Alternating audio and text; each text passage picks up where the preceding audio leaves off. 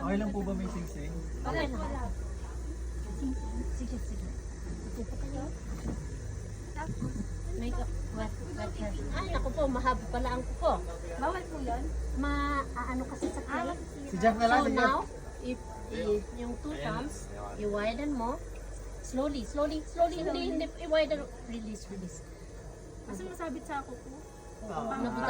Mabubutasan mo na siya. Dito. Ito ang gamitin mo, ma'am, ha? Hindi yung kuko. So, gently and slowly slide up. Relax lang. Relax and slide up lang. Walang pressure. Ako ang maglagay ng pressure sa kamay mo. Slide up po. Yan. Until the tip, ma'am. Hold. One more time. Tapos ikaw nang mag-isa. Slide up. Until the tip. Hold it at the top. Release your hands. Wet your hands again. Now widen it by pushing from your left. Support sa kanang kamay to make a bowl. Straighten. Clip your thumb.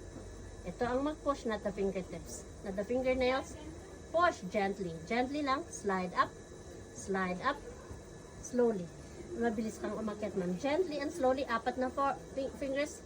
Push. And then slowly there. Slide up. Slowly lang. Yan. Push pa. Push at the same time. Slide. Hold it at the tip. Uy, galing. Pero yeah. Clip your thumb. Straighten. Hold it at the very tip to balance. Release your hands. Ganito. Push. Gently and slowly slide. Slowly lang please. Slowly ang pag-akyat. Hold it at the very tip to balance. And then release. Hindi po pag ganun ang release. Wet your hands. Ikaw lang mag-isa. Gently and slowly. Same thing. Out and up po.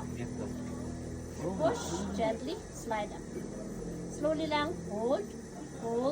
Release your hands.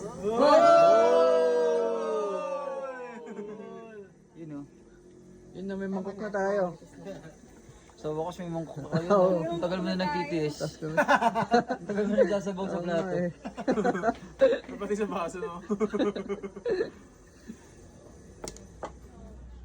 Ano, bibili mo ba? Bibili mo. Hands Bibili na. photo with your master. Pass. Flat hands. Picture. Ay.